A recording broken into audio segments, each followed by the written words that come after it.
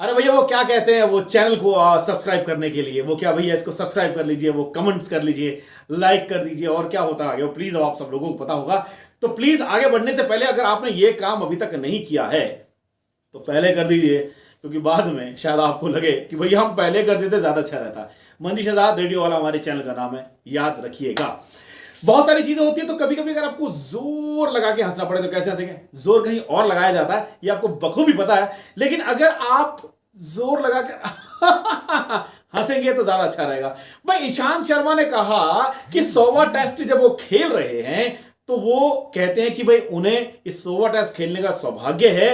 वो ये जानते हैं कि उनके कप्तान उनसे क्या चाहते हैं। ये बात तो भाई बहुत अच्छी बात हुई, लेकिन क्या काश आपकी इस बात को और घर के जो लौंडे हैं वो समझ जाएं, वो ये समझ जाएं कि उनके घर में उनके पिता उनसे क्या चाहते हैं, कितना बढ़िया हो जाए। भाई ईशान भाई आप तो धन्य हो।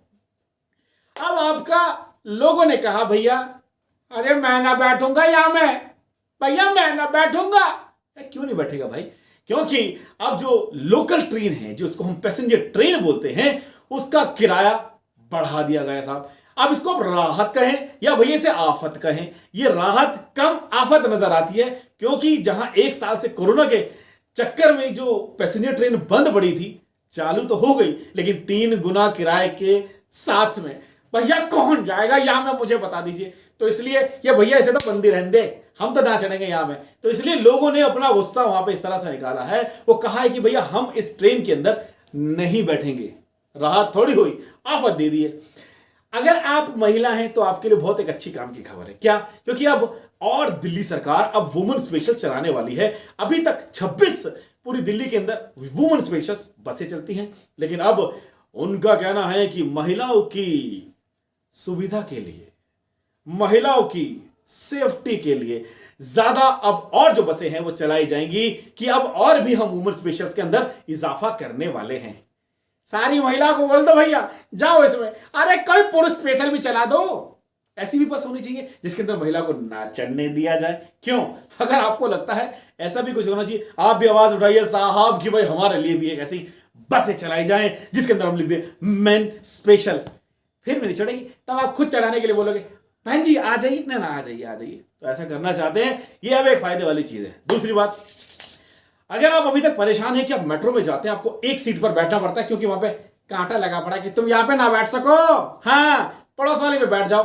तो अब मेट्रो ने और बसेस के अंदर कहा है कि भाई हमें पूरी क्षमता के साथ चलने की इजाजत दे दी जाए। तो भैया वहां पे लगा दिया कांटो, ना चलेगी अभी, क्योंकि जिस तरह से ये कोरोना के केसेस और बढ़ रहे हैं, इसके चलते हुए ध्यान दिया गया है कि अब इस पे कांटा लगा दो भैया, अभी ना चलेगी। तुम्हारी हम सुनेंगे बाद में को, आगे चलकर क्या होगा ये साथ आपको पता चलेगा। और अब आखिरी में जाते जाते भैया अरे मैया ये पंखा चेक कर दे। ये पंखा तेज करने की जो बात है ना साहब, इसीलिए क्योंकि अब 1 सप्ताह और मुझे ऐसा लगता है कि ये जो सर्दी थोड़ी सी सुबह और शाम की है, ये जो परेशान आपको थोड़ी सी करती है ना, ये भी पूरी हम खत्म करवाने की बात कर रहे हैं। जी हाँ, क्योंकि 1 सप्ताह के अंदर अब जो ये ठंड सी लग रही है ना तुम्हें, ये भी बिल्कुल बंद हो जाएगी। वैसे तो आप लोगों ने अब अपने घरों के अंदर पंखा चलाना शुरू कर दिया है, 2 पे नहीं 3 पर, क्योंकि इसका वॉल्यूम आपने बढ़ा दिया है। आने वाले समय के अंदर पंखे की सफाई कर लो भैया, वहां में ग्रीसिंग वगैरह करा लो, क्योंकि पंखा फुल चलाने की नौबत 1 सप्ताह के बाद आ जाएगी। बाकी खबर और आने वाले समय के अंदर बताता रहूंगा, लेकिन हाँ चैनल को सब्सक्राइब करना बिल्कुल भी मत भूलिएगा। मनीष आजाद रेडियो वाला बंदे का नाम है। Thank you.